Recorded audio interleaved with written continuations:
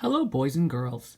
Today's story is called The Dot, written by Peter H. Reynolds. And there's a picture of the author, boys and girls, Peter H. Reynolds. It says it took Peter H. Reynolds a year and a half to write The Dot.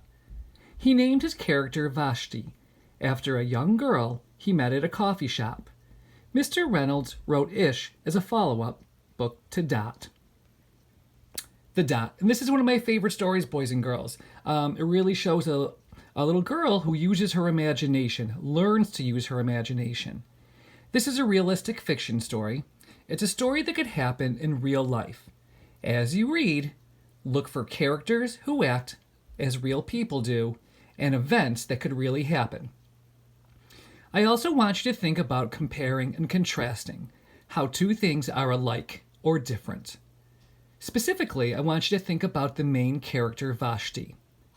How does she feel at the beginning of the story, and how does she feel at the end of the story? How are her feelings the same, and how do they change? The Dot.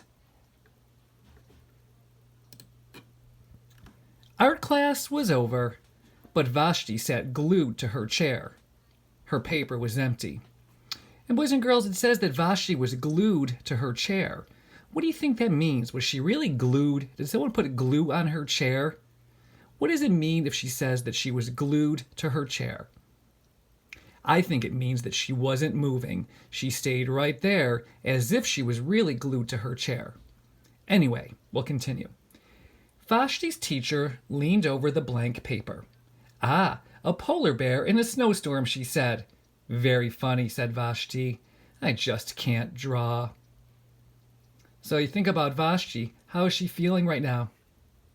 Yeah, she is feeling kind of sad, a little upset.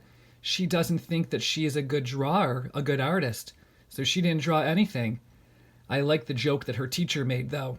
Her paper looks like a polar bear in a snowstorm because it's all white. Her teacher smiled. "Just make a mark and see where it takes you." Vashti grabbed a marker and gave the paper a good strong jab. There! Oh, look at Vashti's face. She looks angry. Her teacher picked up the paper and studied it carefully. She pushed the paper toward Vashti and quietly said, "Now sign it." Vashti thought for a moment. Well, maybe I can't draw, but I can sign my name. So you notice what happened. All Vashti put on the paper was a simple dot. Her teacher looked at it and asked Vashti to sign her name. And that's what artists do, boys and girls, when they create a painting or a drawing or a picture. They sign their name. Perhaps Vashti's teacher thinks that Vashti really is an artist. Well, the next week when Vashti walked into art class, she was surprised to see what was hanging above her teacher's desk. It was the little dot. She had drawn her dot, all framed in swirly gold. So look at that, boys and girls. Her teacher not only enjoyed the artwork that Vashti made, but she put a frame around it and hung it up in the classroom. How do you think that made Vashti feel? I bet that made her feel special. I can make a better dot than that. She opened her never-before-used set of watercolors and set to work. Vashti painted and painted. A red dot, a purple dot, a yellow dot, a blue dot. The blue mixed with the yellow. She discovered that she could make a green dot. Vashti kept experimenting. Lots of little dots in many colors. How do you think Vashti's feeling right now? Well, I know she's feeling creative. She seems to be feeling a little bit better about her art and her abilities. If I can make little dots, I can make big dots too. Vashti splashed her colors with a bigger brush on bigger paper to make bigger dots. Vashti even made a dot by not painting a dot. And that's very fascinating. Look at this last picture, boys and girls. She made a dot by not painting a dot.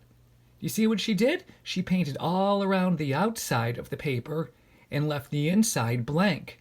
So when she was done painting the outside, on the inside was a big white dot. At the school art show a few weeks later, Vashti's many dots made quite a splash. So we're going to compare and contrast here. Does Vashti have a different feeling about her dot now? Think of how Vashti felt about her first dot that she created in art class. Or think about the way Vashti felt at the very beginning of the story. Now compare that with how Vashti feels now. I think she feels a lot better about herself. Vashti noticed a little boy gazing up at her. You're a really great artist. I wish I could draw, he said. I bet you can, said Vashti. Me? No, not me. I can't draw a straight line with a ruler. Vashti smiled. She handed the boy a blank sheet of paper. Show me. The boy's pencil shook as he drew his line.